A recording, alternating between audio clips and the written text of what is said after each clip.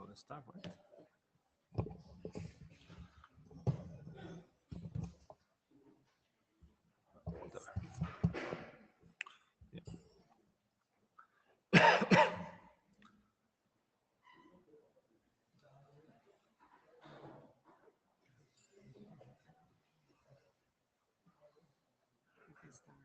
Yeah. Okay, good morning, everyone. I think we are gonna start. This is the FANTEL BOF. This is Carlos Bernardos, and this is my co-chair, Jinsen Q. Speak up. Okay. Okay. Better now? Yeah, thanks. So I was saying that welcome to the FANTEL Not Working Group forming BOF. This is Carlos and Jinsen, and we are gonna start. So this is an IETF meeting, so the not well applies. Likely we are on Thursday already, so you should be familiar with this. But in case you are not, please read carefully what is stated in the slide. And if you need, ask for advice. And of course, if you are not familiar, until you have all the information clear, don't do any contribution or clarify information before you do any contribution. Very importantly, we also have a code of conduct, so please be civil. IETF sessions, especially BOFs like this, may get sometimes a bit heat up because we are very passionate IETF participants about what we do. But please try to be civil, polite, professional, try to help everybody to make their points. We are all human beings trying to make our points understood, so please try to help and be polite and professional. And in case you observe or you believe something wrong has happened, don't doubt and go and contact the Ombuds team for that. Before we continue, some meeting tips. So be sure you have logged into the Mitico tool. You have the QR codes to facilitate that. That Mitico tool is very useful for many reasons. One of them is that you have to use that to put you in the queue before you make a comment or question in the mic. So please be sure to use that to put there in the queue. But the tool is also used to, for example, for the secretariat to know how many people is here and to use that for future potential BOFs or session like this to estimate the people that attended and to dimension the rooms correctly.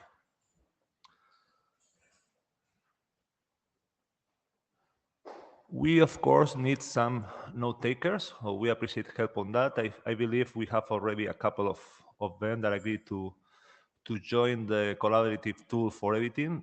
Luckily, unfortunately, this has evolved very much into the last years, and it's very easy to now take notes in a collaborative fashion. But please try to join there, and especially if you make a comment in the mic, when you sit down, try to take a look and see whether the comment or the question was captured correctly, and if not, try to amend what is in the notes.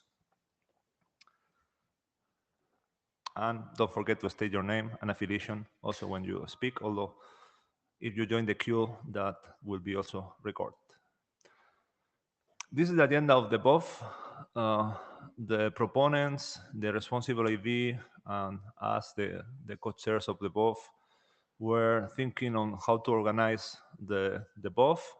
So I will try to go quickly through the agenda, but also explain the rationale behind that. So be with us because we are going to follow a structuring. We will start with the use cases.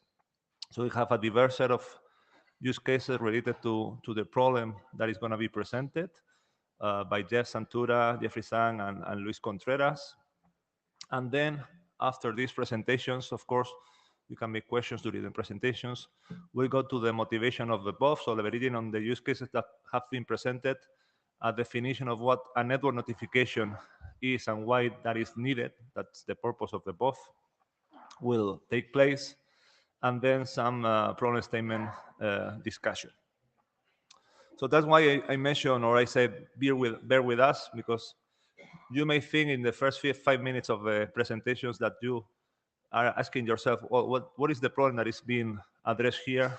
That will hopefully become more clear as we get along into the presentation, especially when we get to the motivation of the above set of slides, where that should be clearly and crisply stated.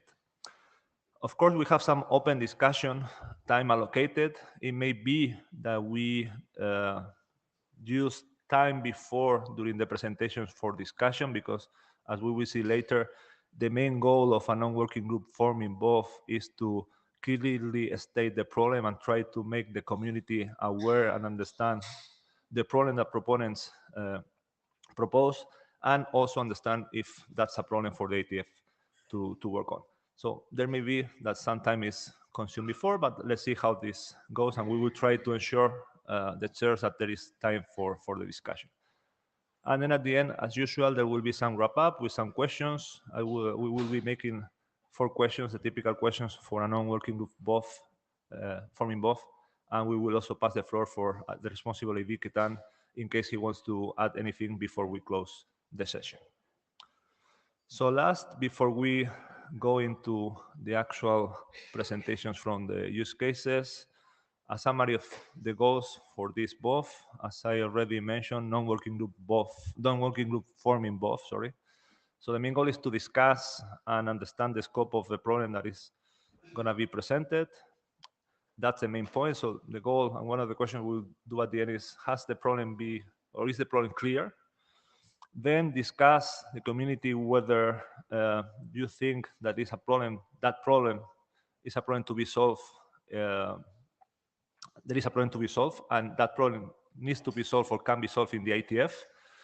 Related to that question, we will also, it's good to discuss whether this work is being done or could be done in existing working groups, although it's not a non-working group forming both.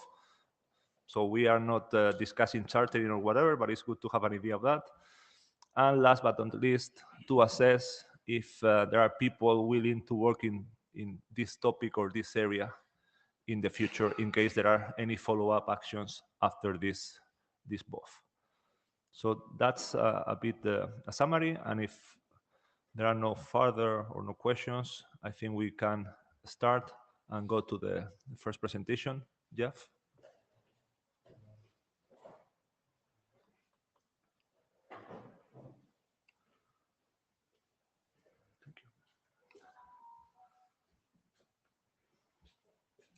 Jeff from NVIDIA. Good morning. I'm going to be talking about networking. I will put it. Can you hear me? Mic is working. It's off.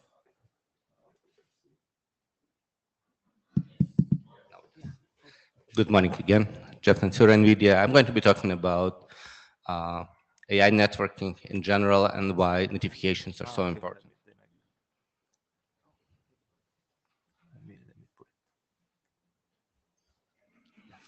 So AI networks are growing significantly faster than anything we've ever observed. What you see here are numbers from 2024, and it's kind of interesting.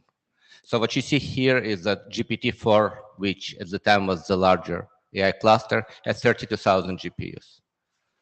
There's some public data available I can share with you. XAI, Colossus 1 is 200,000 GPUs. Colossus 2 that's coming sometime next year, fully deployed, is 500,000 GPUs. What does 500,000 GPU really means? 1 million plus links. If you take basic statistic, it means that every second or two, there's a link down event. All these networks are optical networks. There's pretty much no copper, maybe indirect. Optics tend to go bad. Cables could be dirty. Millions of reasons besides, just someone cutting the cable. So there's always something wrong with the network. The state of error is the new reality. There's something going down every time you look at the network. And with growth of the network, it's becoming more and more obvious. And why are we building larger networks? 2 reasons. One is training. The models are becoming larger and larger. We figure out that pre-training is actually very valuable. There was a lot of discussion last year. Should we grow? Should we stop? Should we do some other methods? Today, the main way to increase fidelity of a training or increase quality of training is increase number of parameters, potentially some synthetic data, which really means you need more parameters. So as you could see here, GPT-4 has 1.5 trillions. We are talking about 10 trillions, 50 trillions parameters. What it really means, you need more GPUs. You need larger GPU groups to be able to merely use all the memory, because it's memory problem to place the model, to load all the parameters, to keep preliminary data when you do forward-backward puzzles, right? So you need more GPUs. If you need more GPUs, you need larger networks. You need larger networks, there's more links fail more often, and so forth. So there's no stop to that. And Stargate project, which starts in US next year, already announced they're going to have at least 500,000 GPUs, and some other projects potentially are going to be larger than that. Networks are getting larger. Another interesting point, and IETF actually very active on this, is agentic AI. So traditionally, you've got single model, you train it, you distill it, and then you run inference, you try to answer a question based on the knowledge of the model. Where we are going to, and you see a lot, actually GPT or OpenAI just published their agent, we are going towards agentic AI, which it really means it's kind of pub-sub architecture. When you have a question coming in, you have some kind of router, broker that will figure out which agents to talk to. So not as before, we had potentially MOE router, not to think of IP router, it's actually logical function that figures out which expert are the best to answer the question. You have different types of models, distilled models, that will answer the question based on how agentic router will route them. But it really means more hardware. I mean, great for me, but practically larger networks, right? So the problem statement is networks are getting larger and they require proper notification for either fatal or temporary events. We will go into more details what they mean.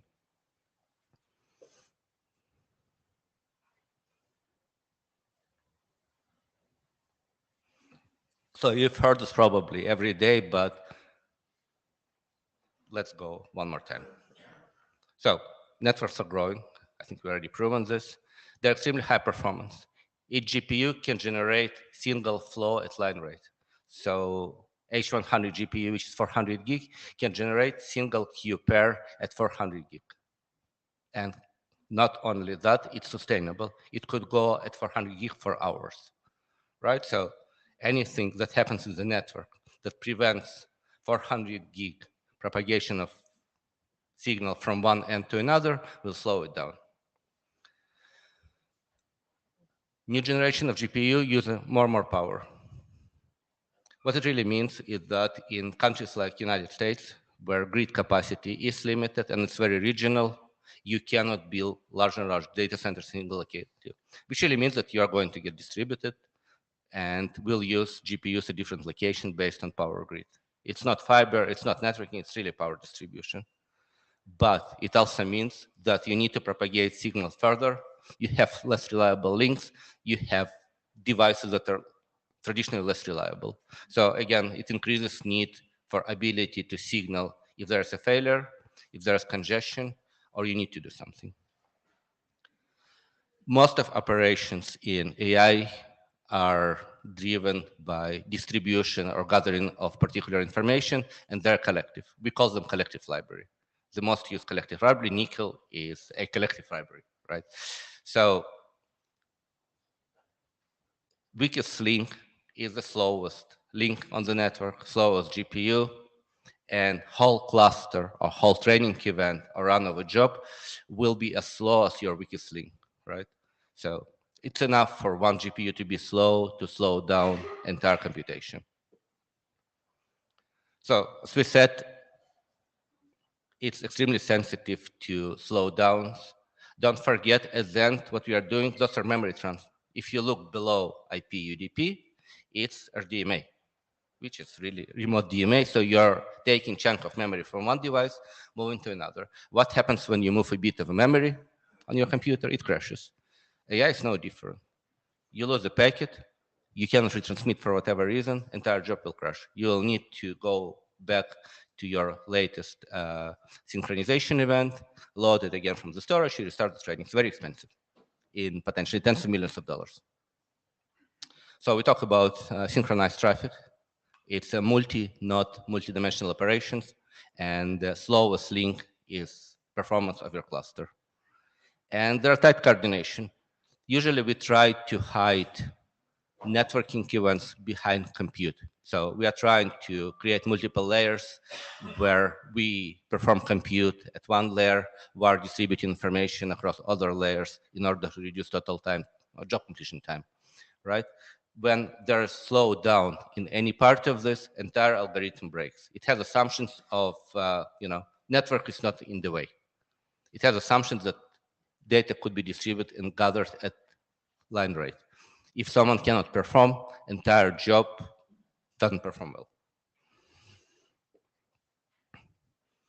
And I already talked about this. Since because of power distribution, we need to distribute, there is longer distances. The feedback loop is longer and much different.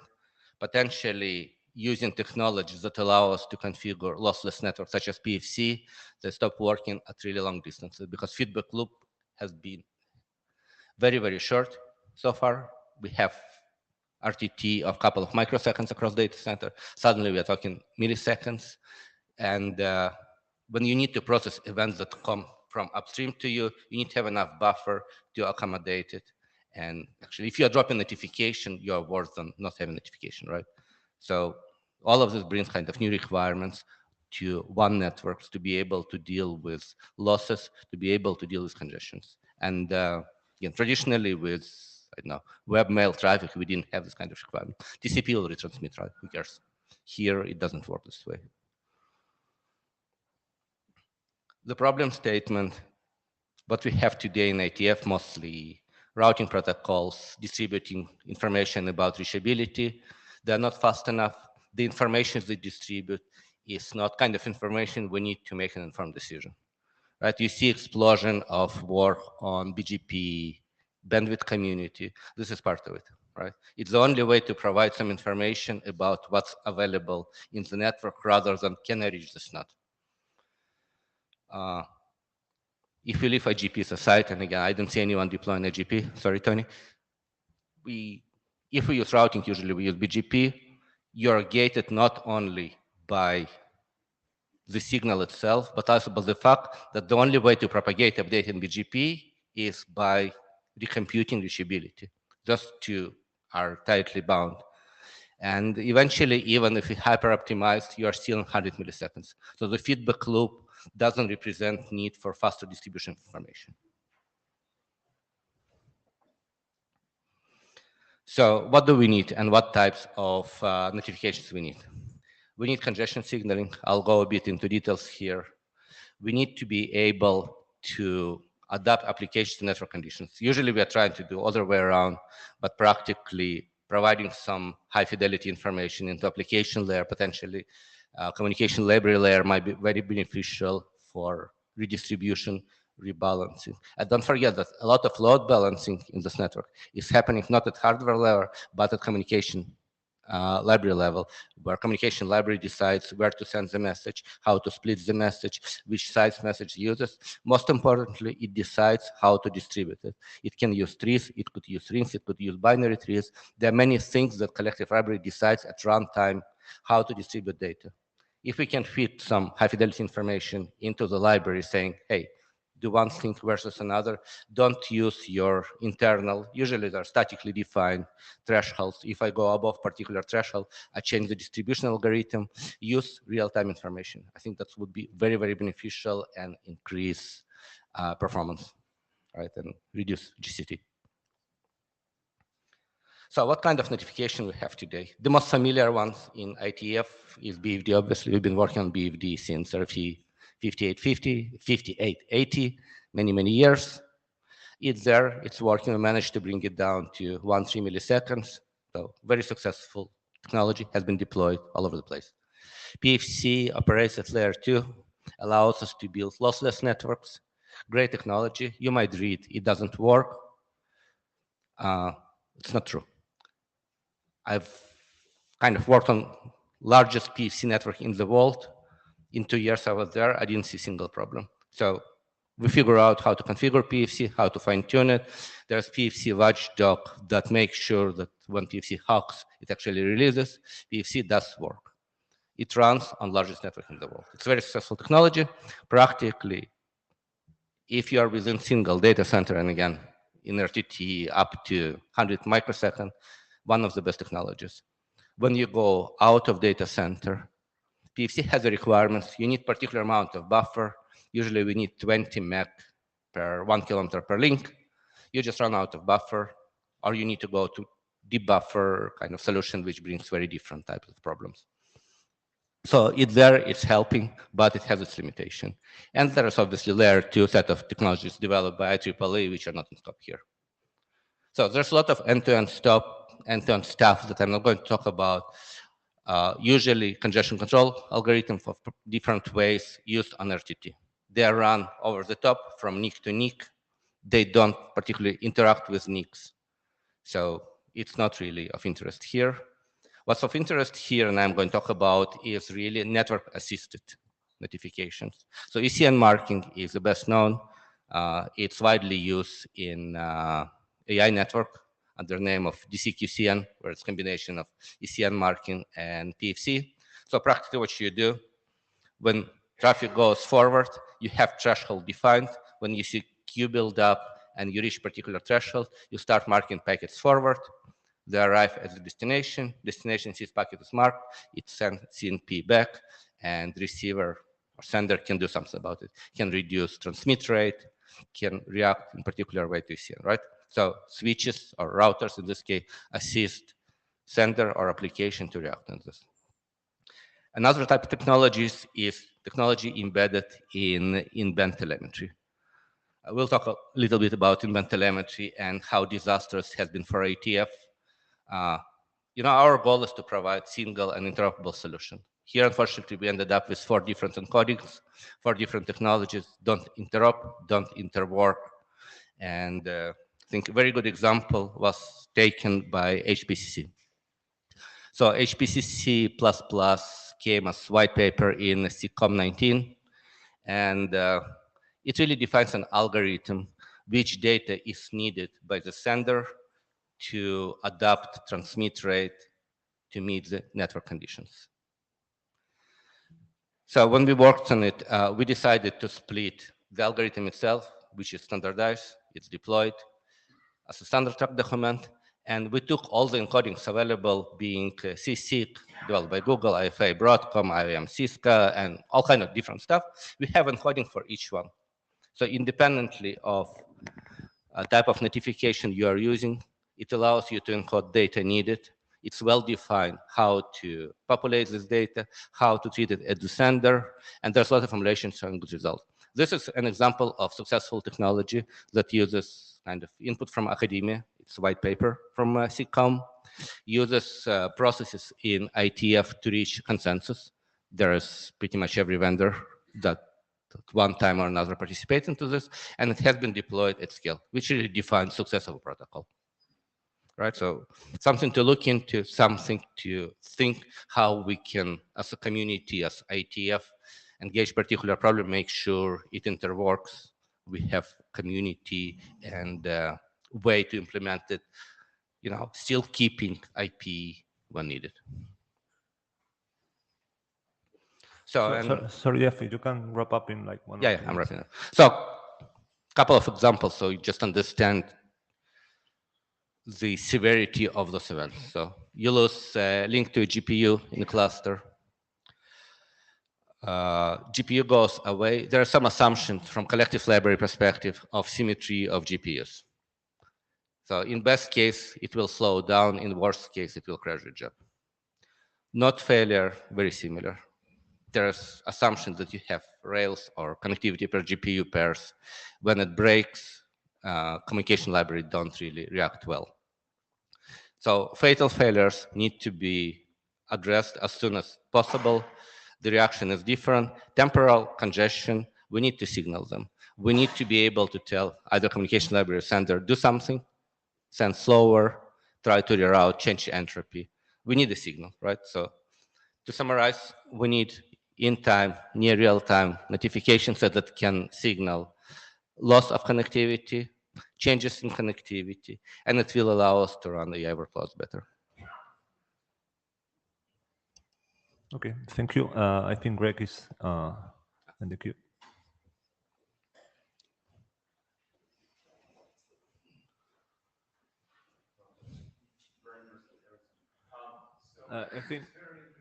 I think. So sorry, Greg, Mike. turn it on.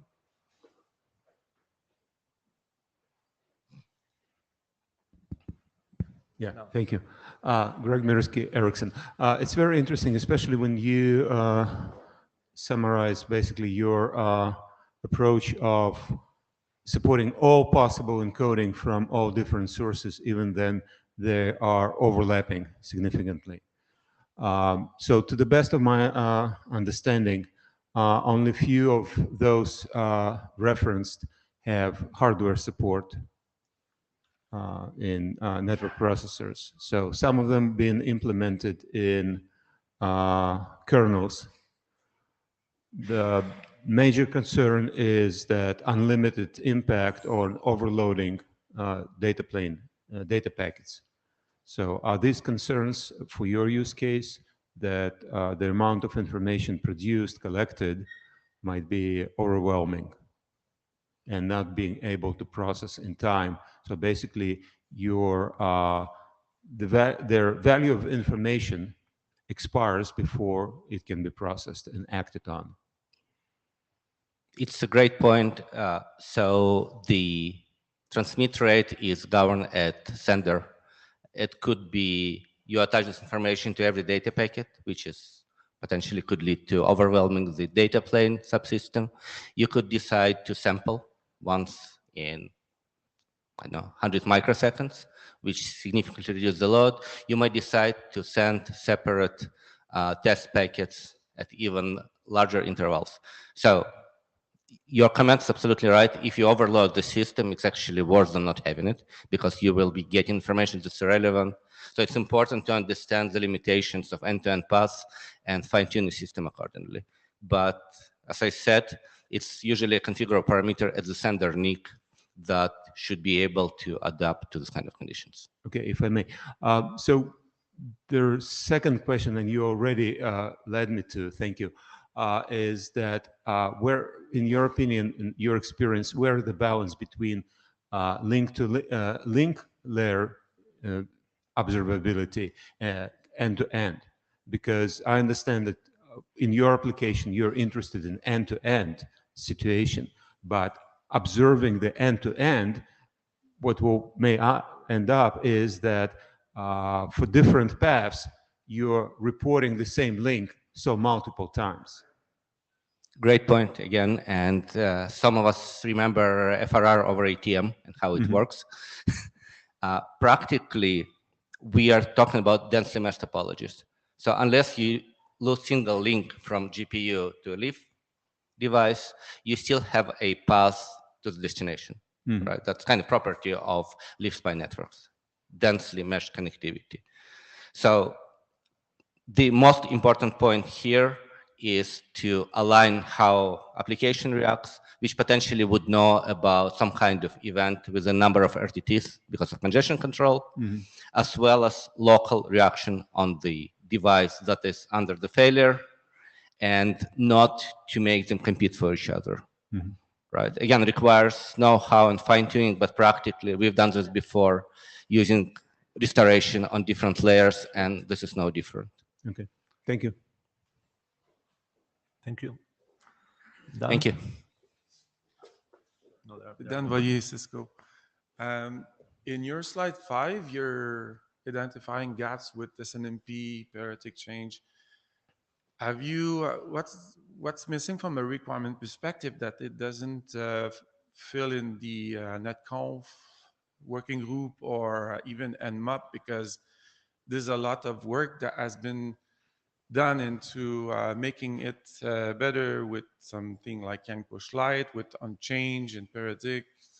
There's a lot of work that is being done. It's very hard to move forward. So is there any requirement that you could shovel over that working group instead?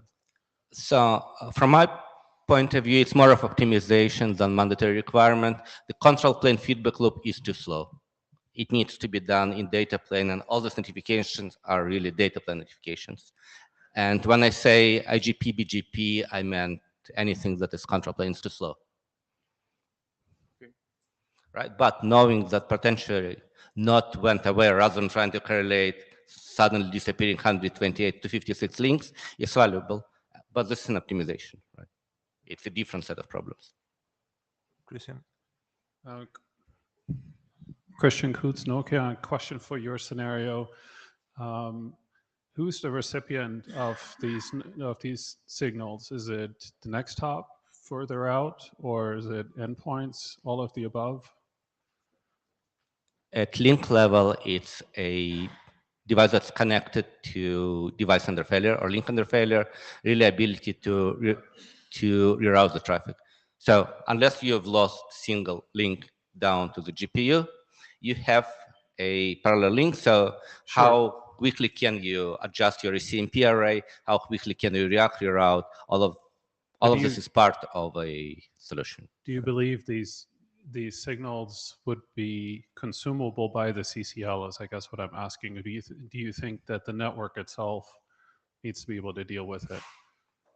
Not at not to node level. This information is local. It's meant to be local, and it allows to react reasonably fast, within millisecond or so. Okay. Right? And just quickly, one other point. I think there's stuff in the IEEE that we can perhaps consume and expose to these notifications to be able to indicate that paths have certain properties, whether FEC, for example, is about to fail on a link because the physical layer properties are so bad, but it hasn't yet failed.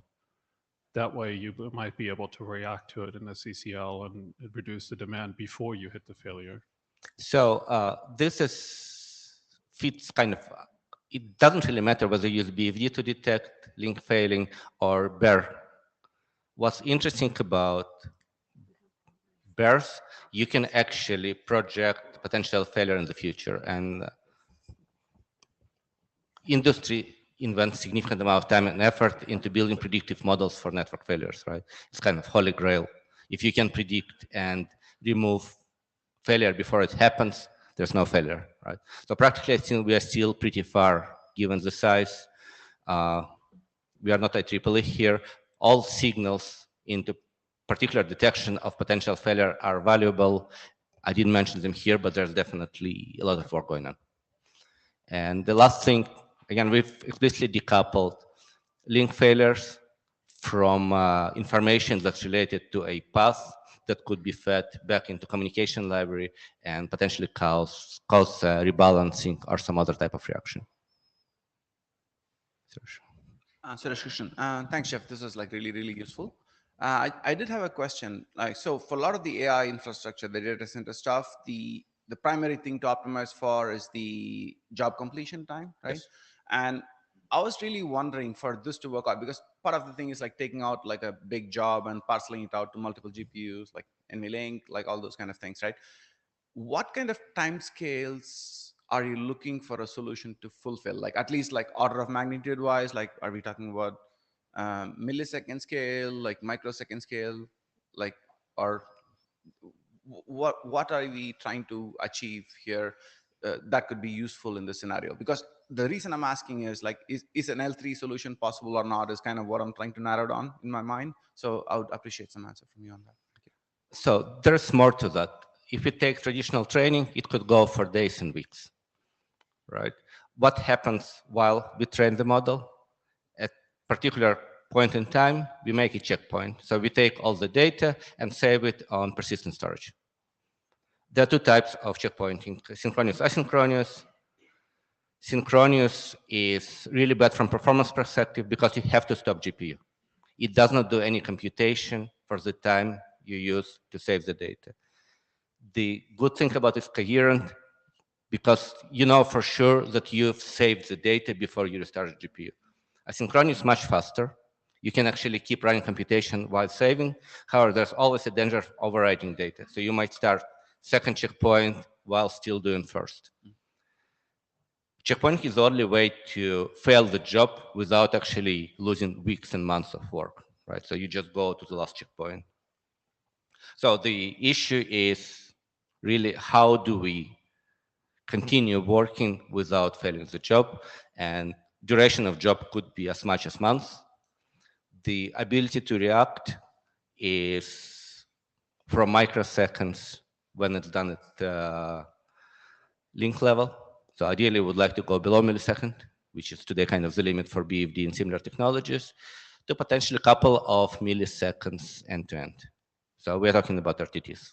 Okay. So if I paraphrase you, there's like a wide range of use cases and they have different requirements. Thank you. Yeah, and again, I was talking about training mostly. Inference very different. Amount of data distributed much smaller, but the impact on user experience is much larger. Like as a person in 2025, you want you want stuff to show up immediately. You're not going to wait 7 seconds for first to show up, right? You will actually switch to a competitor. It's very similar to many different behaviors, right? So the kind of need for immediate gratification is significant, and there are two main metrics. It's the time to first token and time to next token. So practically, if there's a failure on the inference side, you might lose entire context. So imagine someone's been interacting with a agent for 30 minutes, providing lots of information, suddenly disappears. That's really painful. Another one, it will just take too long for response to appear. So you'll just close one application, go to another, which really money lost. So while use case is very different, the impact is much more significant. You feel it immediately as provider, because as you switch to another, I don't know, provider application, probably you're not going to go back. So lost opportunity here is really, really significant in terms of monetizing. Okay, thanks, Jeff. So we need to move forward. Thank you. So Jeffrey. So you see, we are already over time, but I think that was good discussion. Okay. I must clarify that most of my slides are actually from a presentation my coworker Kevin Wang did. So, next slide, please.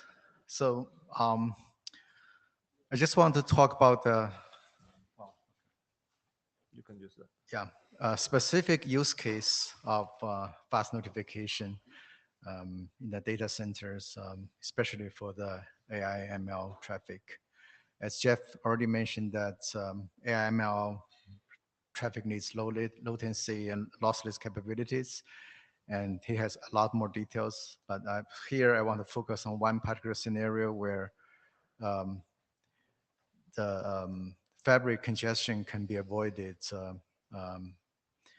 to achieve high throughput and low entropy.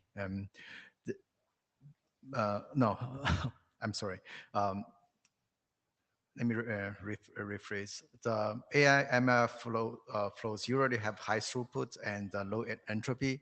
And if you just do normal eSMP hashing, that can lead to fabric congestion, because and when that happens, a sub-millisecond mitigation anywhere in the fabric is desired. One way to avoid that, avoid the congestion and mitigate the congestion, is the dynamic load balancing, not just based on the dynamic hashing, but consider the link load information when you decide where to send traffic. And that dynamic load balancing, you may want to consider both local and remote link load information. We'll look at this local congestion example first. Here we have leaf 1 on the left, and then traffic from leaf 1 needs to go to some other leaves. And you can see that the link between leaf 1 and spine 1 is congested. So in this situation, leaf 1 can decide that my traffic should avoid spine 1. And that decision can be made locally based on local link, load information. And for leaf 1 to decide spine 1 should be avoided. Now, and that consider local link node information is not enough for remote congestion. In this example, if you look at the leaf 3, traffic coming from leaf 3 that needs to go to leaf 1, um, the links between leaf 3 and all the spine switches, they are fine. There's no congestion there. So leaf 3 may freely choose which link to go to. But if link 3 or leaf 3 choose spine 1 to send traffic, and then because the link between spine 1 and leaf 1 is congested, then we will get into trouble when the traffic reaches spine 1. So what we need to do here is that for leaf 3 to consider the load information on the remote link. So here is a specific or more specific explanation how this can be done. Basically, when leaf 1 receive the routes about leaf 2, 3, and 4, leaf 1 would keep track of the next hop information for each pass. And then the spine switches will broadcast its link load information to all the leaves. So now leaf 1 can consider the combined link load information of the next hop and next hop to make load balancing decisions. So this is a very simple 3-cloud network. But what happens, you have more levels here in a 5-cloud situation. Again, if you look at the leaf L1.0, for traffic inside the pod, what we talked about earlier works fine. And also, but for traffic destined from to the other pod 2, that they need to go through the super spines. And L1.0 can see that the link G between S2.0 and SS3.0, that link is congested and they can avoid to use that. But same thing need to happen at the spine level. So if link M between SS3.0 and S2.3 is congested, then the spine 2.0, 2.1, 2.2, those need to avoid to use SS 3.0. So each level will do the same thing. But one important point here is that when leaf L1.0 makes the load balancing decision, it only need to consider the link load information on the next hop. In this case, is G. Whether link M is congested or not, L1.0 does not need to care about that. But the spine 2.0, 2.1, 2.2, they do need to consider the node information of link M.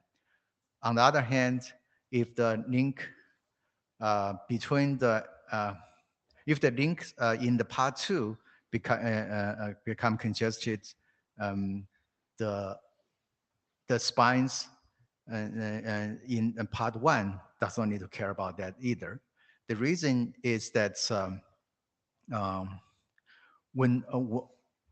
from L1.0's point of view, whether it chooses S2.1 or S2.2, it does not matter, because S2.1 and or S2.2, they will make the right decision to choose SS3.1 in this case and void SS3.0. So this again, it's just an explanation how this decision is done based on the next hop information and load information on the next hop. So in summary, due to the special topology of the cloud networks, link congestion only affect the load balancing decisions on the local nodes and upstream nodes.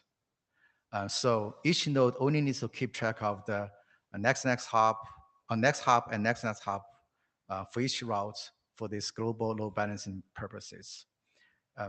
congestions beyond the next hop do not affect load balancing and decision. So this makes it possible for non-link state protocols like BGP to figure out the topology for global load balancing, and nodes only need to advertise its link load information towards its direct neighbors. So we can extend this to the overlay services as well. If you look at this diagram on the right side, we have a provider network with three Ps there. They provide overlay services, whether it's layer 2 or layer 3 services. And you can, so at an overlay level, you can think that the PE1, PE2, PE3, and CE2, those are actually basically form a 3 cloud network there at the overlay level. You can think that PE1 is a leaf, PE2 and PE3, which that CE2 are multi-home to, they are the two spine switches, and CE3 is a leaf is another leaf switch. So the dynamic egress PEC link load information can be propagated to the ingress PE to allow dynamic load balancing at the overlay level. Finally, a summary is that for global load balancing to avoid mitigate the congestion in the network, remote link load information is needed. And in the case of cloud network, this link load information only needs to be propagated 1 hop away. This propagation needs to be fast if you want to achieve sub-millisecond reaction time. And also, this preferably should be handled in the forwarding pass, just so that you can have a fast reaction time. So that's the use case. Thank you. So, question, Greg is first in the queue.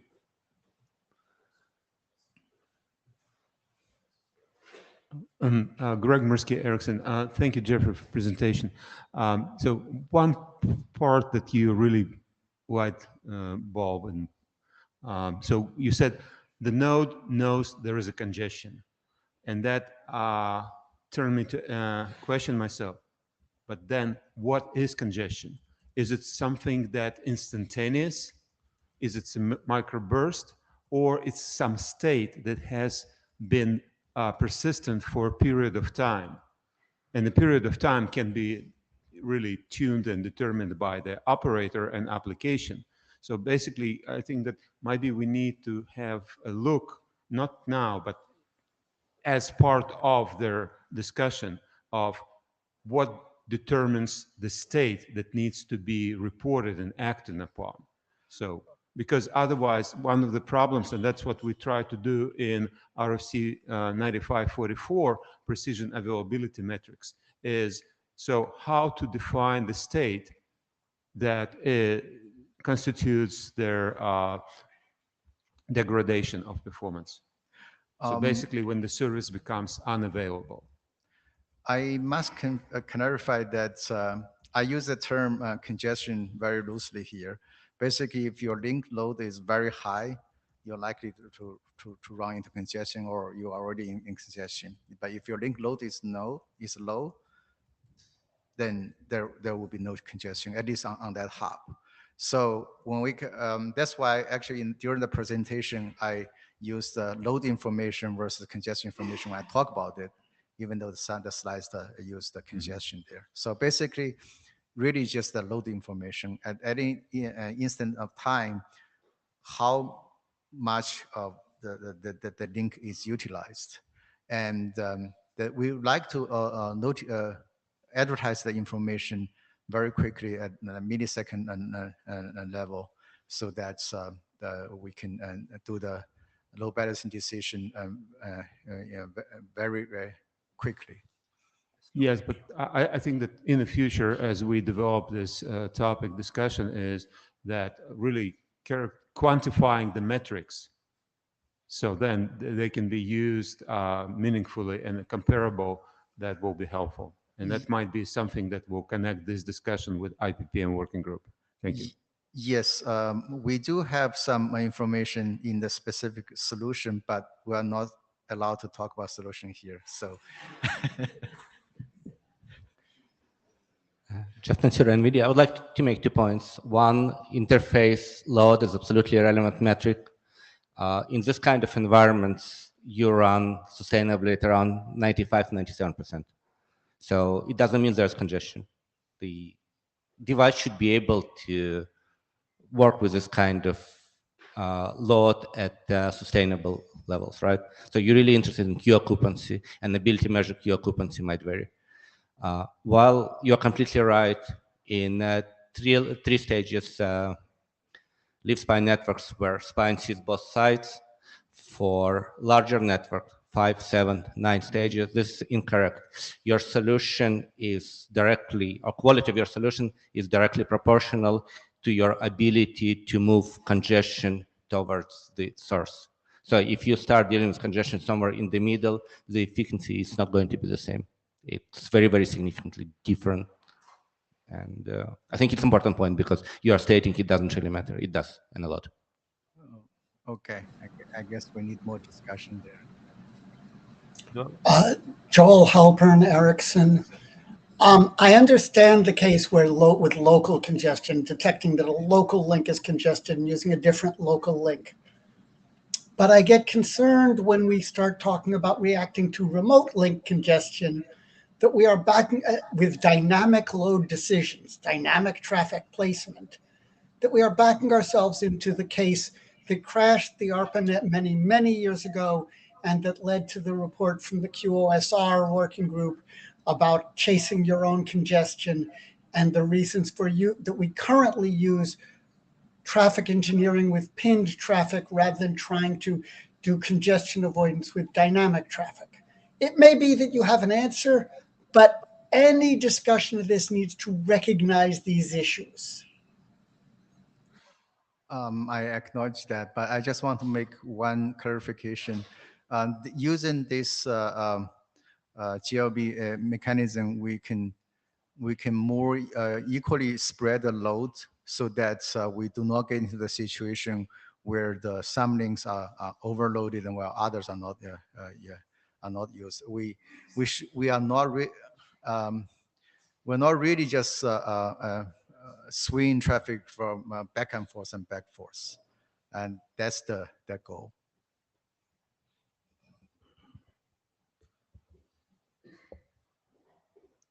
Okay, I think we are locking the queue now. We're closing, but who is in?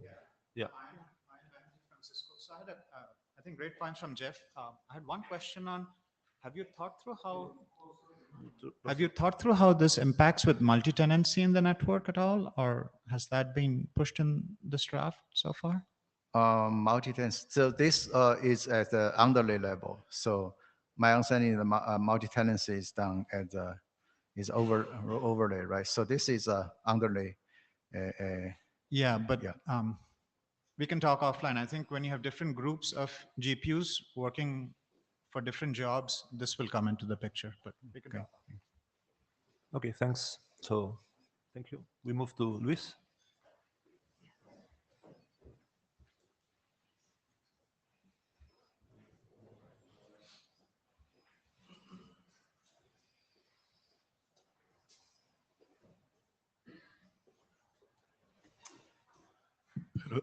Hello, everyone.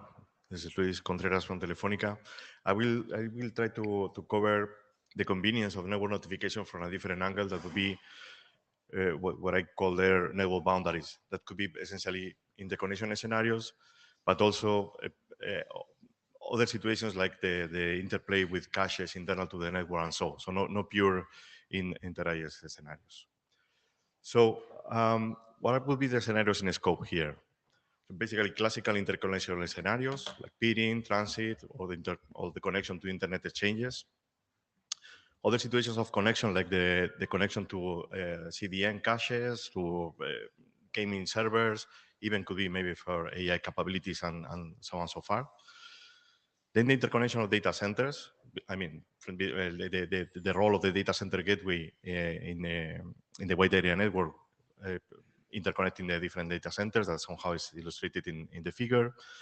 And also there are scenarios that are becoming prevalent, like these initiatives about a cloud edge continuum. So all of them basically share the same circumstance of basically providing different injection points of traffic to the network, and the need of the network to be able to deliver all the traffic to the different to the final customers, basically. So the problem statement is as follows in this particular case. The interconnection domains are becoming are increasing, let's say, the capacity of interconnection. So by now, or till recently, let's say, having 100 giga or multiple links of 100 giga was sufficient for connecting these big points of injection of traffic. But now we are moving to 400 gigabit Ethernet. Next step is 800 gigabit Ethernet. And once the standard for 1.6 is ready, that is by the end, is foreseen by the end of 2026, will be even go farther to 1.6 terabit in the interconnection. So this basically means high volume of traffic that, depending on the situation, could change suddenly and then provoke problems. So this is why the network interconnections or network boundaries, let's say, are increasingly becoming sensitive to sudden changes, because at the end, this will motivate that we have a non-controlled way of delivering the traffic that was previously being delivered by one specific point. So these unplanned operational situations motivate changes in the traffic flows, and then if we have not identified mechanisms for controlling that, we can have serious congestion internal to the network. The focus of this use case is intra-domain. We acknowledge that the inter-domain is also interesting, but it's not intended to be covered at this stage. So we focus basically on the intra-domain and how the network notification can assist on avoiding the service affection. So basically how we can rely on that for reacting internally to the network and prevent, let's say, this congestion, to mitigate the situation, basically. So very briefly, I will cover basically the picture first, and then concluding with the bullets. So the situation would be as the initial situation would be as reflected in the point number 1. So we have different points of injection. Note that these different point of injections could apply for different stakeholders. Let's say at the end in the wide area network, we will have different providers or different interconnection points or different internet exchanges. So basically we can a replica of these scenarios in just one single network. So with different entry points for different parties, let's say.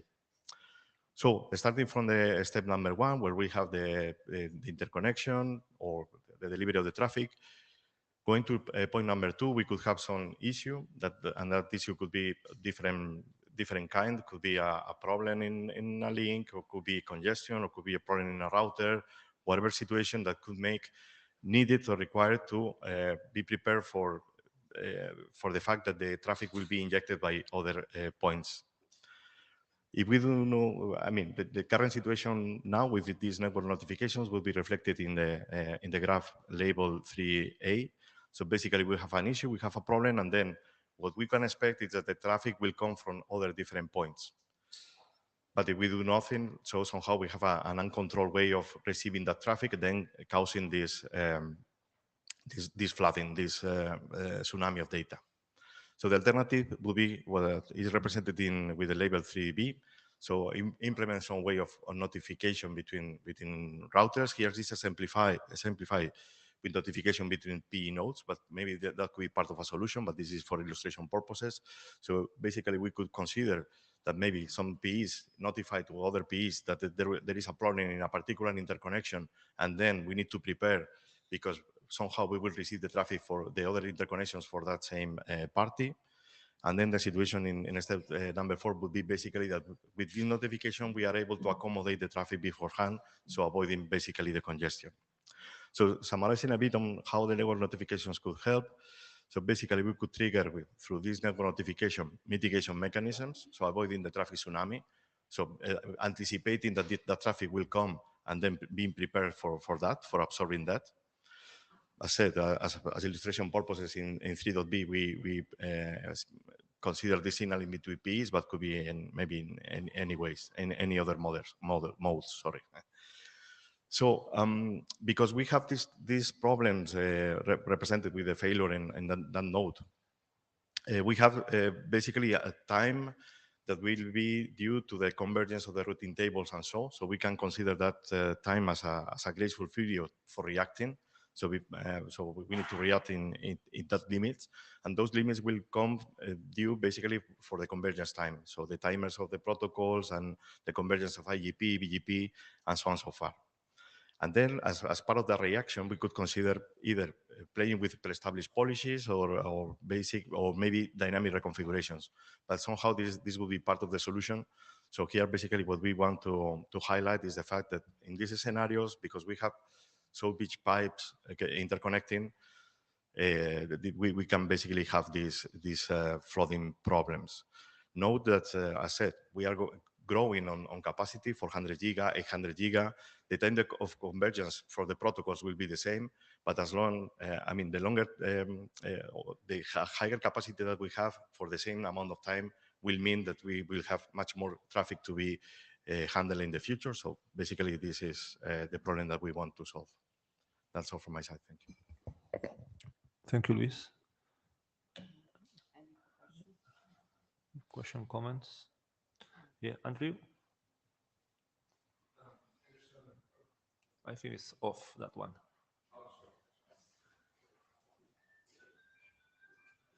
Andrew Stone, Nokia. How much lead time do you think that you can kind of anticipate these issues? Depends on the issue. There will be multiple issues. I mean, probably there will be failures that probably you cannot react. There will be other situations, maybe like the congestion or so. So depending on the specific case, even could be things where probably there is not so. I mean, we have some margin. I was thinking, for instance, in the partial failure of one of these interconnections, if we have a link aggregation or something like that, if some link fails, we can have. I mean, the system is not failing at all, but we can react. So depends on the scenario. Would be more or less critical. Okay, yeah, because that's my only kind of thought process is you might get told that the tsunami is coming, and then as you're trying to prep for the tsunami already hits, and then you're just compounding potential changes and potential reaction and so on. So yeah, I think trying to identify what lead time would be necessary before you need maybe even to abort and just deal with the tsunami as it comes, that might be worth kind of exploring. Thanks. Thank you. Thank you. Thank you, Luis. So if there are no more comments or questions, then we will switch from the use cases presentations to the block of presentations from the proponents, where we will basically try to clarify even more the problem and the motivation, and then also problem statements. So Fan, please.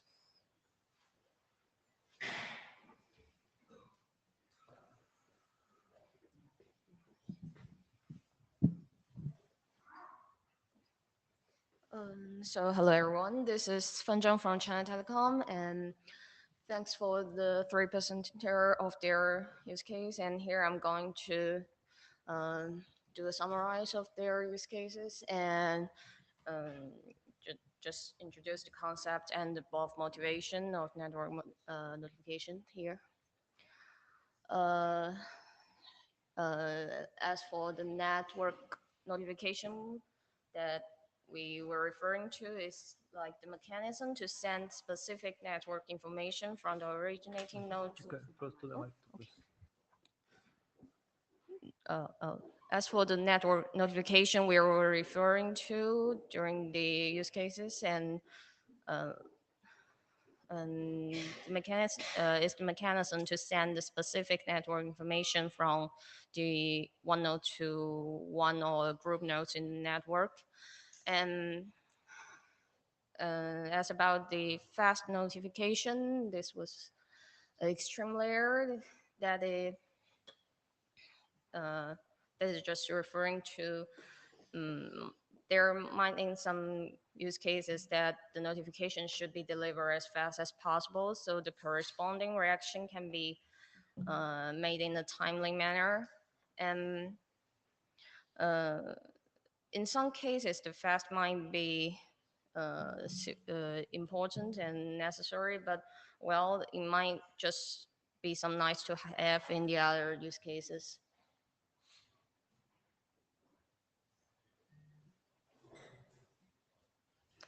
And here are the summary of the use cases that the other three presenters have introduced.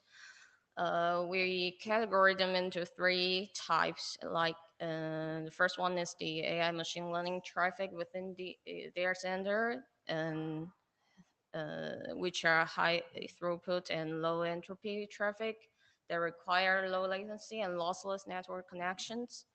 And the second one is the AI workload spanning multiple data centers, like the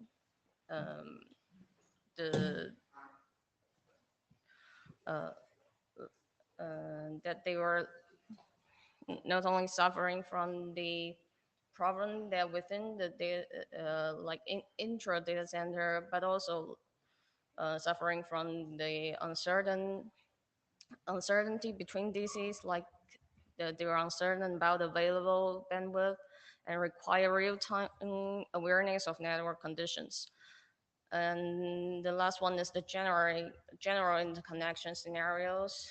For example, like CDN interconnection, DC interconnections, and cloud edge continuum.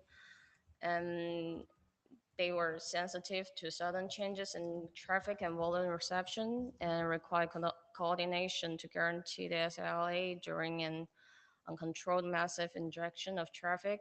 And therefore, the notification of failure, congestion, and link utilization, and the other kind of network condition changes is needed. And here I'm going to introduce. We believe that there were some aspects that were that can be the network notification can be helpful, like the load balancing. And in some cases that they were sorry sorry in some cases that in the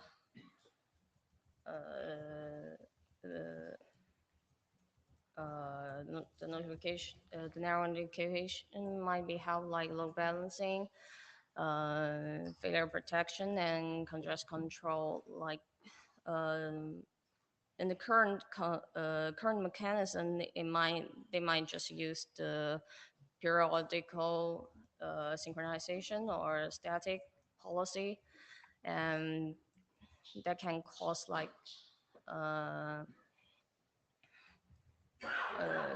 just bad decision making. And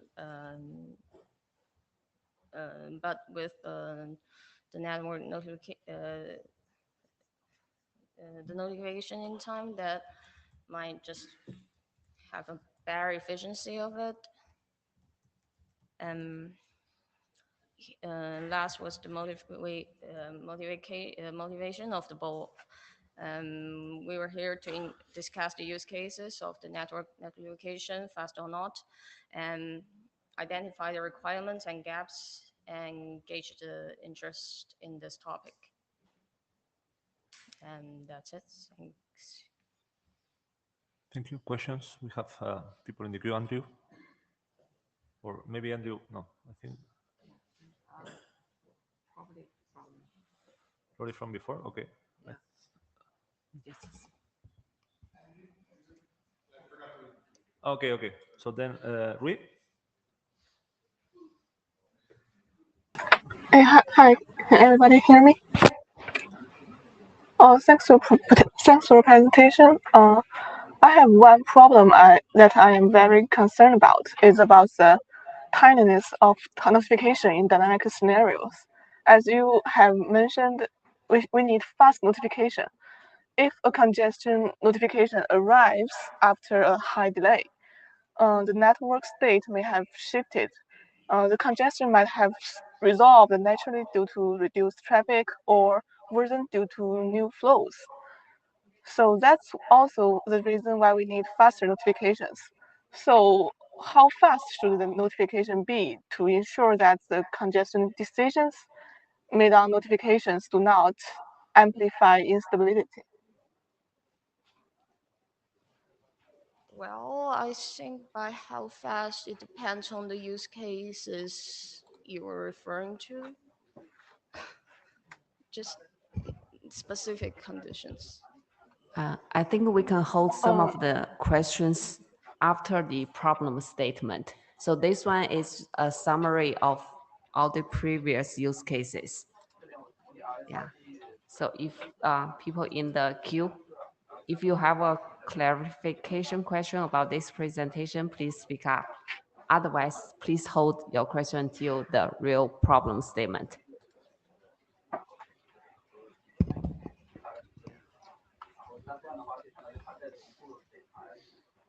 So Chongfeng, do you want to make a clarifying question? Yeah, Chongfeng of China Telecom. I have one question. The notification mechanism will cover the case, two cases, at least two cases, within data centers and the inter data center, right? So I'd like to know whether the future notification mechanism will be unified mechanism or different for these two cases. That's my question. I think that's belongs a bit more on the solution. So I think here the goal is to understand the problem. So I think that's best to discuss in the future. Okay, so thanks.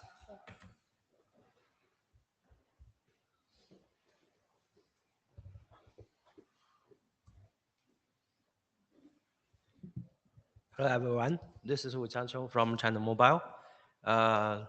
So I think we have had several wonderful presentation about the use case and some requirements analysis. I will give you some consideration on problem statement, and I also would like to discuss some gaps. So at first, I would like to summarize the applications for the AI networks. So I show a picture. There are three levels. The bottom level is a scan up network. You know, within a supernode or a server, you have to connect several, even hundreds GPUs. That network is really high performance required, such as high bandwidth, low latency, and lossless, something like that. And the middle level scan out network, we should connect even 100,000 GPUs within a cluster. You can consider each GPU need a 400 giga Ethernet port. There are 100 key GPUs. So that is a huge network. Compared to the internet, let's take an example of the moderate cities internet. It may be 1,000 times of the throughput for 100K GPU network. So that is huge, right? And you know, the performance requirement is also really critical, such as it need a high bandwidth, low latency, and lossless. So it's a huge challenge, in fact, for the network design. And the top level is DCI network. As you know, when we built the AI data center, now we have met some such as the power consumption issue. If you want to build such as 100,000 GPU cluster, you may need to distribute them to several data centers. At that moment, you need a powerful network to connect those different data centers. The bandwidth even more than 10 terabits. And you need to keep that low latency and without the packet loss. So that also a very big challenge. Those DCI link maybe will reduce the capacity of the one network. So I think today our discussion may cover the DCI network and the scan out network. You know, scan up network is very special, maybe out of scope of today's discussion. And for those kind of network, the traffic model is also totally different from the traditional network, including such as a traditional data center network and the internet. So here I provide 3 figures to show the 3 characters of the AI traffic model. I think the first character is the number of the flow is very limited compared to the crowd data center. And the second one is the each bandwidth Sorry. of those kind. Sorry. For the sake of time, if you can try to Okay, fast this part and speed up this part and go I into will the go next fast. one. Yeah, because I would like to introduce. Okay, and the bursting is really high, so that bring big challenge to load balancing and congestion control and the protection. For the load balance, you need the remote node notify the port status to the local. And the congestion control, you need next hop device notify the congestion status. And the faster protection, you need a downstream device notify the event very fast. So we need network notification, effective network notification in AI application scenario. And so this is the gap. We need the frequent, flexible, and active notification. But now the current solutions cannot meet those requirements. Okay, let's go to the problems. I think the first problem, I copied some content from Jeff's presentation. So the existing solutions may not be enough to meet the new requirement, such as the IGP and the BGP.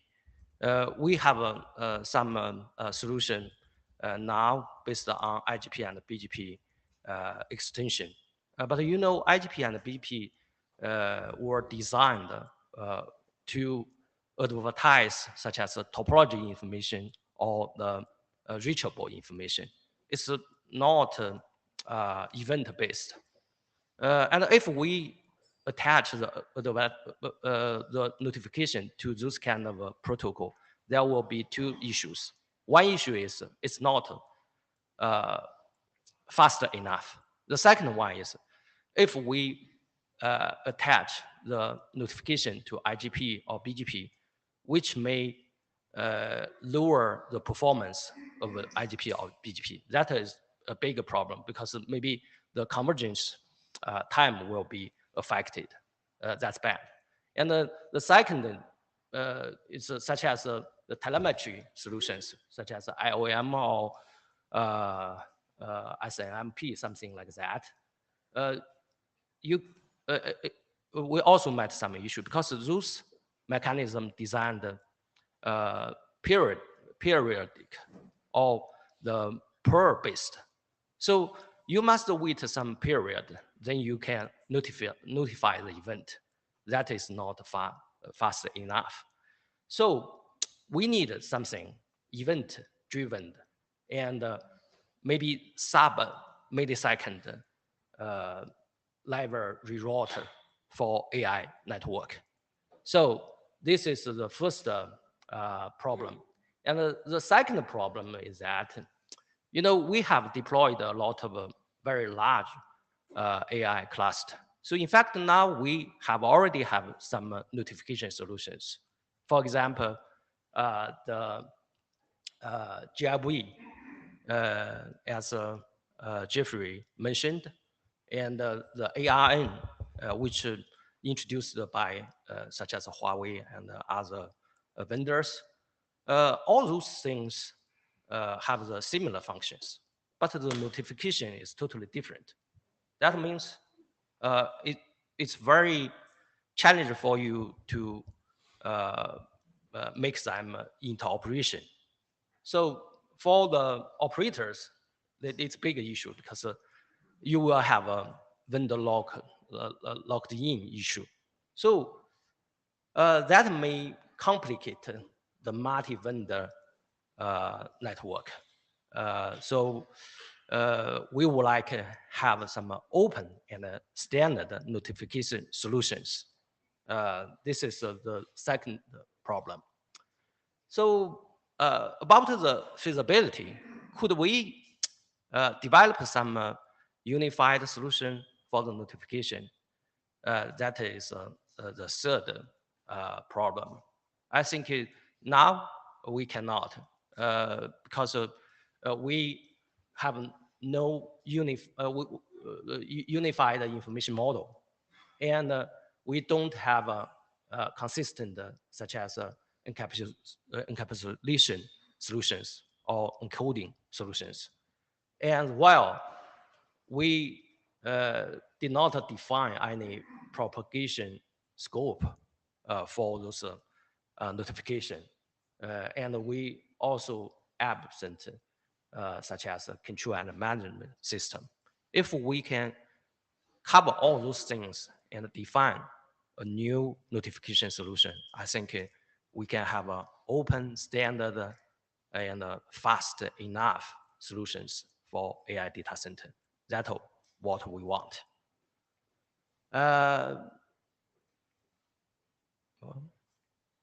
Next page. It doesn't work. The point to this, don't point to that.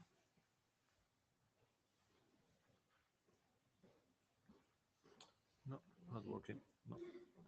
So I would like to make a summary. I think the last page is a summary. And we just talked about the notification. So this is a basic procedure of the notification. You need some trigger mechanism to trigger the notification.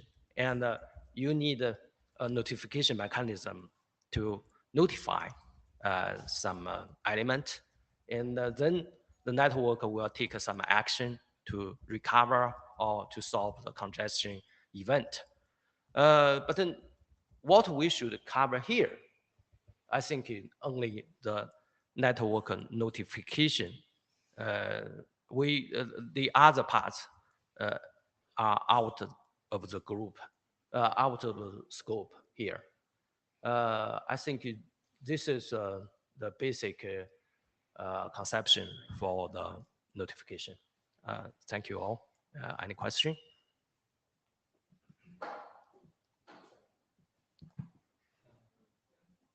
I think Jeff is trying to put himself into the queue. What? Jian? Yeah, there is. There is. Yeah. Someone is before. Sorry, Jian. Yeah. Okay. My name is Song Jian. We see in IETF there are already a lot of protocols for notification for the traffic engine for the load balance. Today's presentation shows there's a lot of scenario and the requirement. I wonder, will FANTEL replace any existing protocols? Any ideas? I don't think so, because as I just mentioned, there are some gap between the existing solutions and what we want. So I think at first we may need to introduce some new things. Of course, the current notification maybe solve some existing problem. That's okay. I think We need some new, but we don't touch the current things. So one comment on that, I think that the main point here is to understand whether there is a problem that requires something on network notification that is not there. Then how that will be, that's not part of the scope of the discussion today. Oh, yes. Yeah, the solution is out of today's discussion. Yeah, thank you. I'm sorry. I think we've missed the context of this a little bit. Might be less relevant for one network. For AI data center, congestion control is the fundamental control loop that is used to either rebalance the traffic or reduce transmit rate. Without understanding how network notifications interact with end-to-end congestion control, we are going to do more harm than good. So collaboration with congestion control working group, potentially IETF, is absolutely required. On itself, network notification is not going to do any good. And I know out of my testing, it's actually going to harm and not to improve the networking. We absolutely need to understand how they interact with congestion control. Okay, yes, thank you. Dan, thanks, Wei-Cheng, for a good presentation. But when you mentioned there's gap with notification, it's confusing a little bit because it's not written what are the gaps. And I have a feeling that there are other working groups that are also trying to work on these things, like NetConf and MUP, like I mentioned before. And I didn't see any, even in the mailing list, like discussions and to say, okay, these guys, what they're doing is not what we want because of this, this, and that.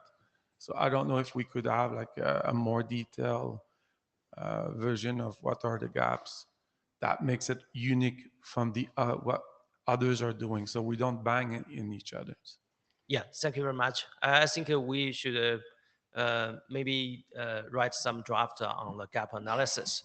And the quickly response is that, as I just mentioned, the notification now we are talking about mainly on the data plan, as you mentioned, such as the NetConf or the IGP, BGP, that mainly on the control plan or management plan. Yeah. Okay. Yeah, you even have Grow also for BMP, BGMP. There's many other places for control plane as well. Yes. Yeah. Sorry to interrupt. I see one answer in the chat. Maybe Jay, you want to speak up to answer Dan's question? Jay, you want to say something?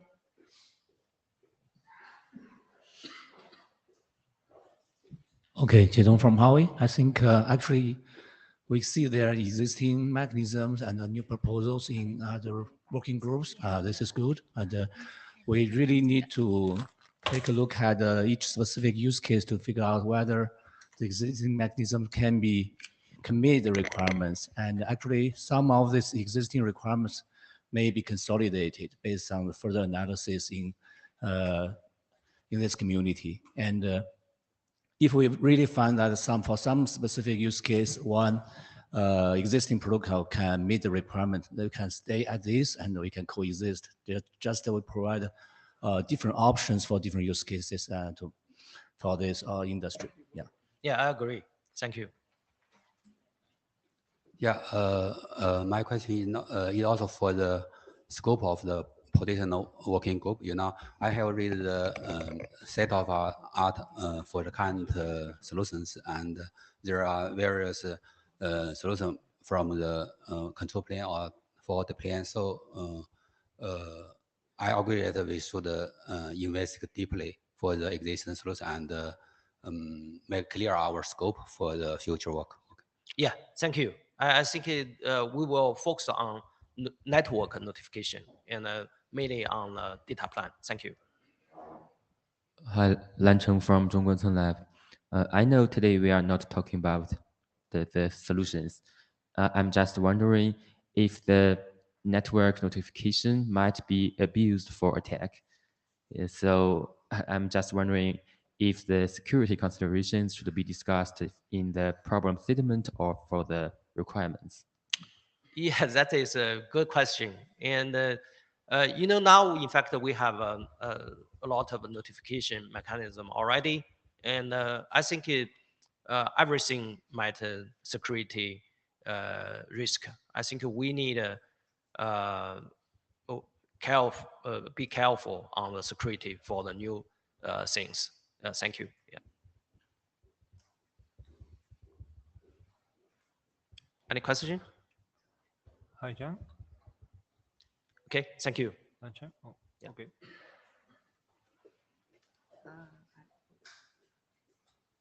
There are two people already still in the queue, but We have one more person in the queue.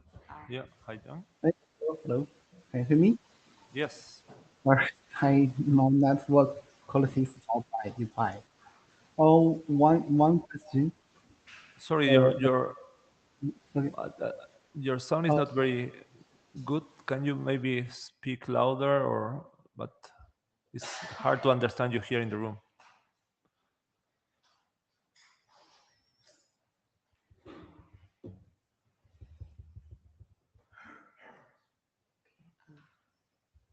I think now we go to open discussion. Yeah, but he was trying to make a point, right? But Yeah, cannot hear. hi, Jan. Yeah. Today, the presenter discussed a lot of scenario and the requirement, and also in IETF there's already a lot of protocols for the notification for the traffic engine and the load balance. I wonder what's the next step for the want to replace any existing protocol, any plan? Thank you.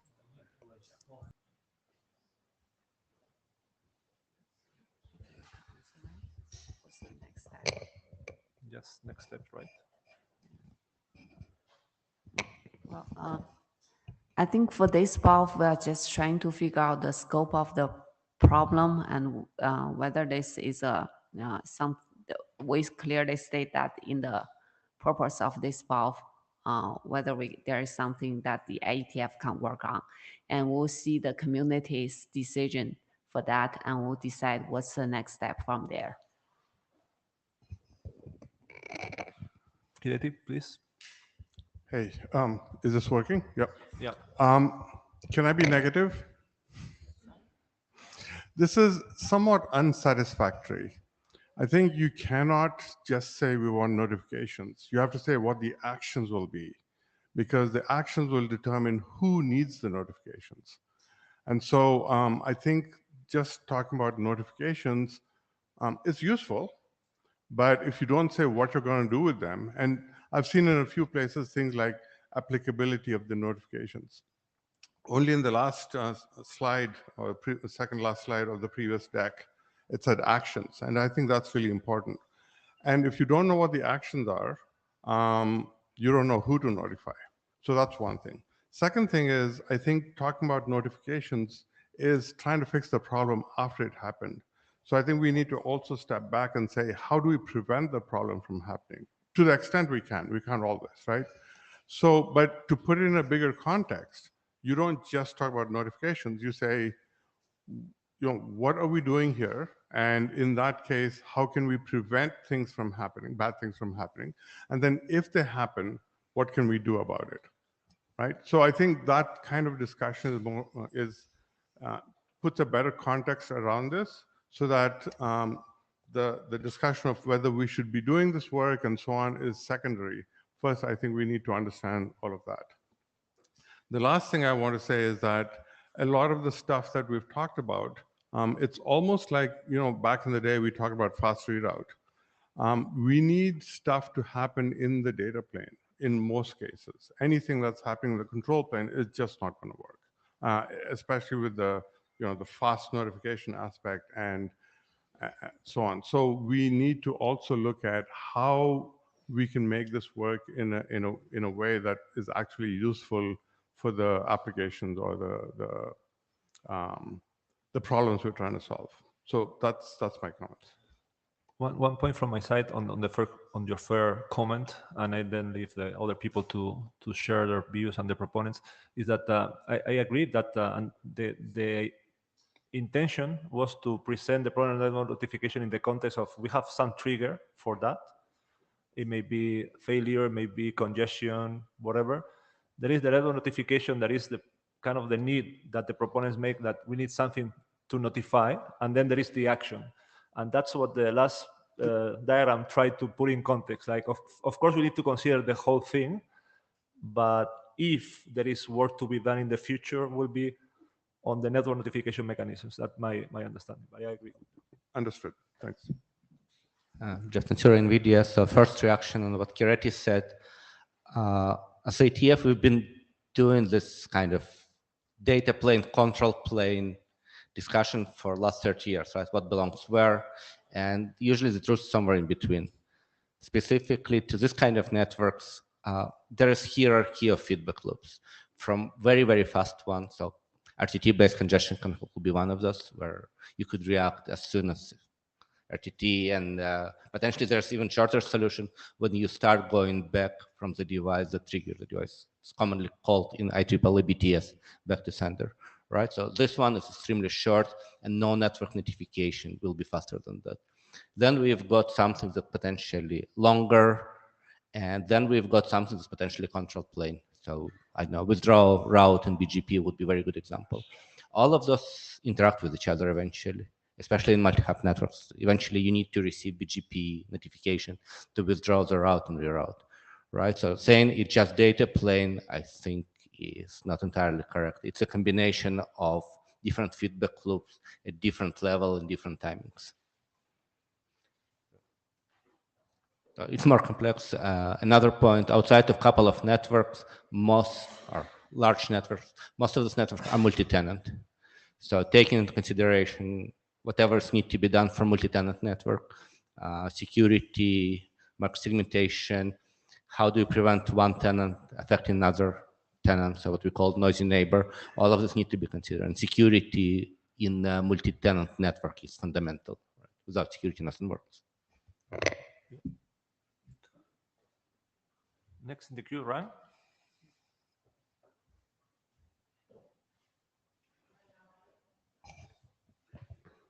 Ryan, can you hear us, or you are here? Yeah. Hello, I'm from China Unicom. I know today we won't talk about detailed solution, but I have a question. As previously discussed, some existing working group has some notification solutions. So how can we determine whether this solution is suitable for this FANTEL scope? I think here that again the point is to identify whether that's a problem to solve. If community agrees there is a problem, well, the problem is clear and there is a problem to solve, then maybe, but it's not up to us, more community ISG, to decide whether that work should be done in IETF, and then maybe in other existing working groups. That's a possibility, or maybe that leads to a new working group. But that's, I guess, next step, not the step today. That's something that for sure, if the community thinks that there is a problem to solve, that step has to be done. I mean, to analyze whether there are solutions already being developed that could be the solution for this problem.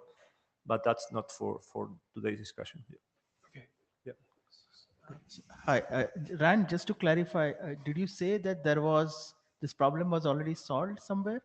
That there is a notifications? Could you come? I just want to make sure to capture that. You said the problem was solved somewhere already? No, it's not already be solved. I think it's there is something we have already we are doing in the existing working group. Not already Can you name done. the working group, please? Such as I have present some solutions in RTGWG in Monday. Yeah, some about the lossless notification or something. Again, and just a remember that, or reminder that there is a mailing list, so that would be good, also good discussion for that mailing list to take. So just one administrative thing. We have people in the queue asking questions, but if you are a proponent, you are trying to answer a question, you don't need to stay in the queue. You can just speak up. Yeah. So Directly, please. this is sort of an answer to a question. I mean, I'm agreeing with Jeff that there are two aspects to this, and that's why I gave the example of fast reroute. You have an immediate problem that you have to solve, and then a longer term problem you have to solve. And the immediate, so if you look back to fast reroute, you want to solve the problem right away so that you're not dropping traffic.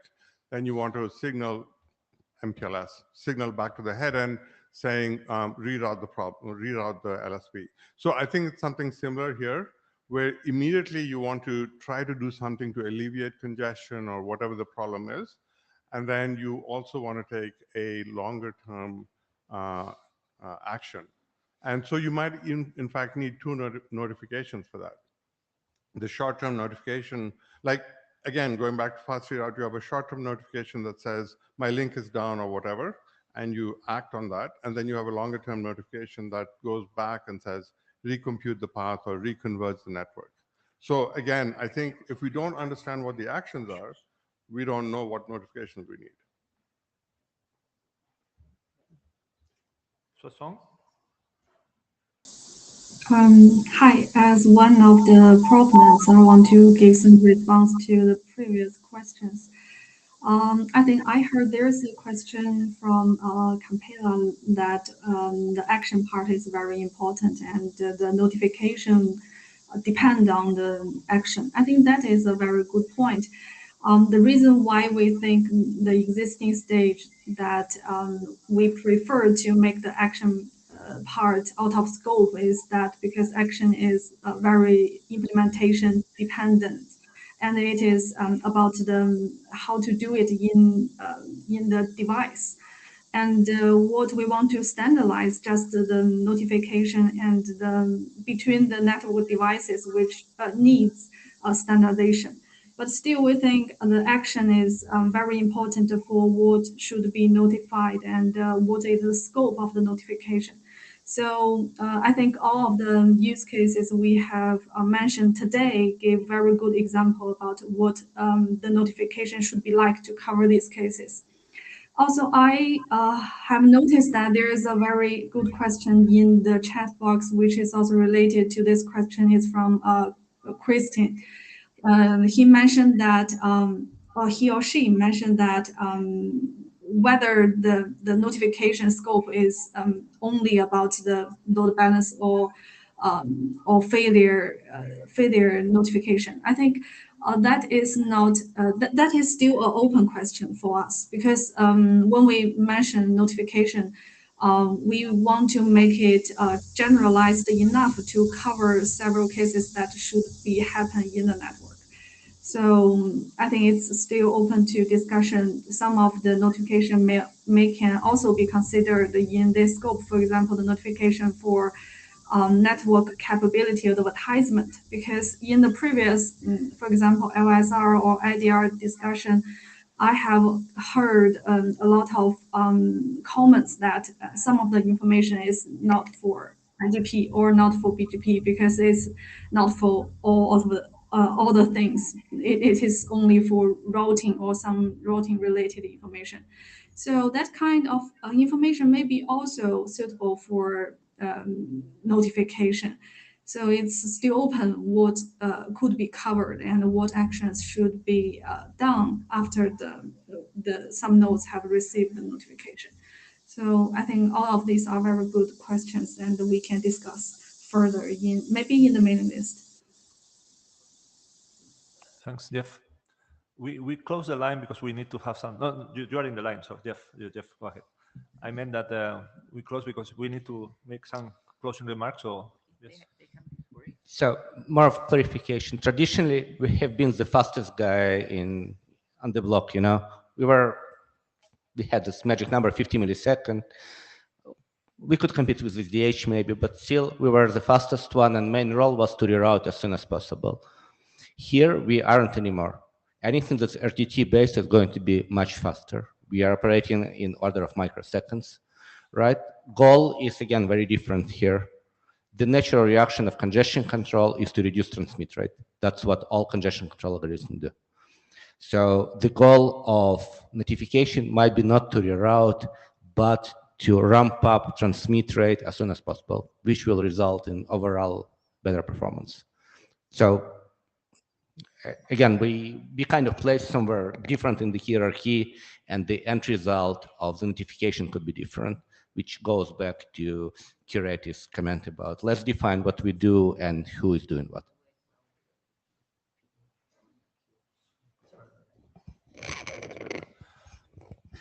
Okay, thanks. So then, sorry for closing the queue, but just for sake of time, to be sure that we have time for the questions. So we are gonna do 4 questions. You go to next. So people in the room, please make sure you scan the QR code, log into Meet Echo so you can answer the poll. And we actually have a couple of people. Rizhang, if you can say your comments quick, please. So while people logging into the Meet Echo. Thank you. Still the question of FAT.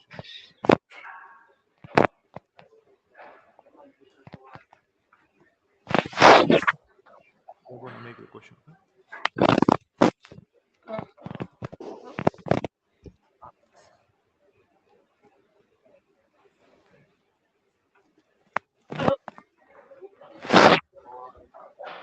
Can we ask a question now?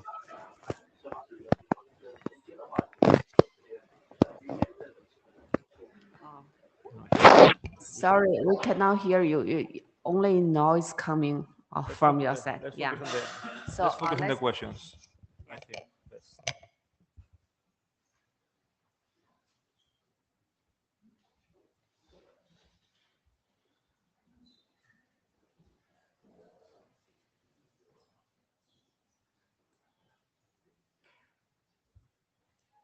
Right now, I have 153 people in the Meet Echo.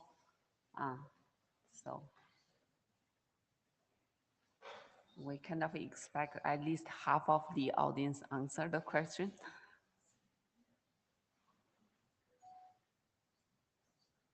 For those of you who say no, if you want to open your voice at the mic, please do say which part of the problem space is not clear.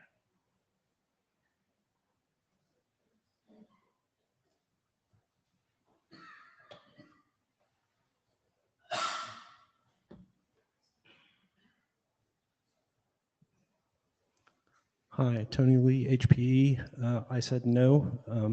I think Adrian has articulated the problem statement far better in the chat, and I did not see that from the discussion here. The key question that I think is missing is where do the notifications go? Okay, you cannot have notifications broadcast everywhere. That's just impractical.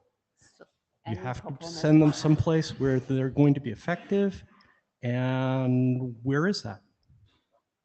So the question is, where will the notification go? Any proponents want to answer? Go ahead, speak up. Yeah. Well, a simple answer to that would, of course, be the egress forwarders to the ingress forwarders to basically adjust the load splitting of the path option. The ingress may not be the right place. Well, it has proven to be a very good place for many pre-existing proprietary solutions. Yeah, I think just now Jeffrey gave a very good use case, how the notification can be triggered and how we can use some specific solution to guide the fast notification, right? I think that is a good example. Of course, today we don't talk about the solutions because that is out of the scope of the discussion. But I think now we have an example shows that the problem you mentioned, which can be covered. Thank you.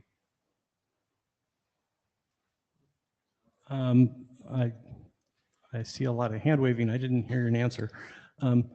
Look, notifications have to be kind of unicast. Otherwise, you're going to be bombing things throughout the network.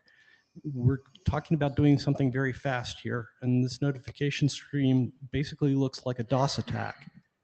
If you don't send it someplace effective, it's harmful. So we have to know exactly where it's going to go, and that kind of means that we have to know how we're going to alleviate the congestion. Yeah, thank you very much for your feedback. I think when we look at the data center network or the AI data center network, the topology is very simple. And when some event such as a congestion or the failure happened, and you know the dedicated scope, and you know who should be received, who should receive the notification. So it's easy for you control the scope of the notification, right? Because the topology is very simple. In the span leaf or dragonfly, you just, I think I still needed to mention the use case from Jeffrey. And if you know next stop hops event, and then you can have a very simple notification and effective, fast, right? So I think dedicated for those kind of topology is possible, and it works well. Thank you. I think if you're thinking that the topology is simple, then you're thinking way, way too small. Okay, this is an AI DC problem. Think of an infinite network, because that's close to what you're dealing with. We're already talking about a WAN, so you're not having a regular topology. You've got arbitrary failures going on in the network. Nothing about this is going to be simple. Think of this as a multi-stage CLOS network to start with, okay? What level of the input are you going to go notify? Because it may not be fixable on the output stages. Last quick comment, please. Yeah, thank you. No, so we can talk about it offline. Sorry, offline, yeah. Last point. Ron Bless, KIT. I just voted no because I wanted to second what Kireti and also Tony said. It's not clear who's the consumer of that, actually, that notification, and also the time scales are not clear to me. Is it really a sub-millisecond? Is it microsecond? Is it? I mean, then that has also to do with who is actually receiving the notification in the end. Do we have to do it multi-hop? Does it have to be consumed by the control plane? So that wasn't clear to me. So really, if you are talking about whether it's sub-seconds or something, that really depends on the solution, right? So we're not talking about the solution yet. It's just we are trying to understand the problem space here. So as far as I can see from the poll, we have 61 people so far voted yes and 38 voted no. So I guess the proponents need to do a better work. You know, there's still more work to do to help the community understand the problem. But what the discussion can continue offline, you know, to help people understand. Yeah, I think the due to the time limitations. The time scale is probably part of the requirements, and not, I'm also not talking about solutions, but Yeah, I agree, and yeah, good feedback. So we need to move to the next question. That although we don't have the like a majority of people understanding the problem, so given that, or besides, or even with that in mind, let's make the question two. That is, for those that understood the problem or think this problem sufficiently defined, do you think there is a real need to work on network notification mechanisms?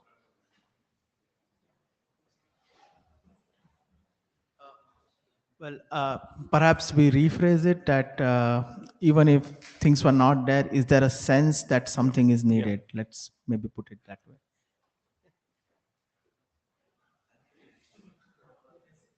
One clarification, network notification or a new type of network notification?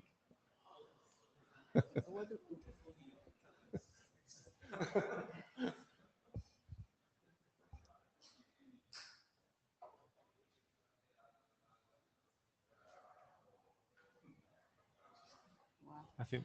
Well, nobody answered it. I'm assuming it should be new. So I think this one, the trend is very clear. Yeah, I think we can move to question 3.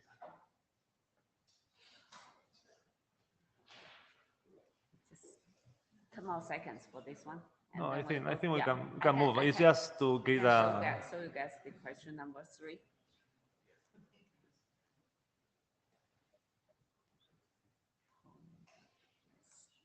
Okay, I'm gonna terminate question number 2. So I will. Yeah, do it. Yeah. Just today. Yeah, the number 2 is very clear, I think.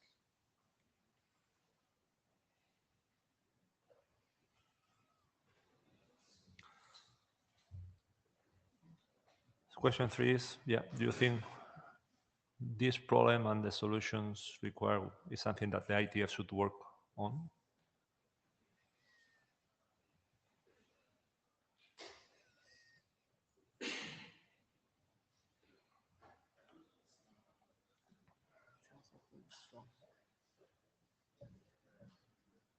And then let's go to question 4. So we have some. I think we can go. I mean, this is just to get a feeling, and I think that's sufficient to get a feeling what people think.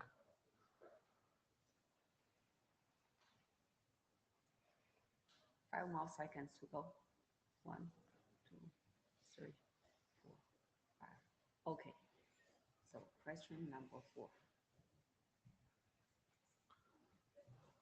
So the question number 4 is, in case it's since decided to work on this in the IETF, would you be willing to contribute somehow by writing documents, reviewing documents, participating in the discussion?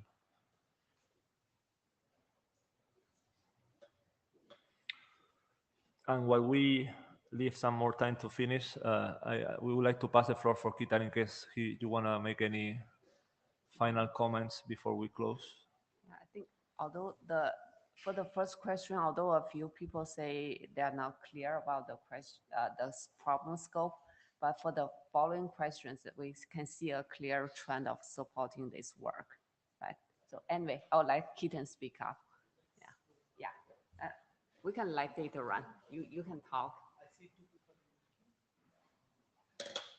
So, what? You can. Okay. First, thanks Carlos and Yingzhen for taking on this work and all the coordination and preparations in the background. Thanks for putting a diverse set of folks together to present the landscape and the use cases. My quick sense at this point is that the problem space needs to be fleshed out a bit more, and more specifically, I would say scope better on what to do. I'm not going to talk about like how and what, but we'll see what that is. But there seems to be, if that's done, and then probably there seems to be interest in doing something about it. So we'll discuss further on how to do that. But that's all that I have to say. Okay, so thank you everybody for participating, and the session is adjourned. Thank you.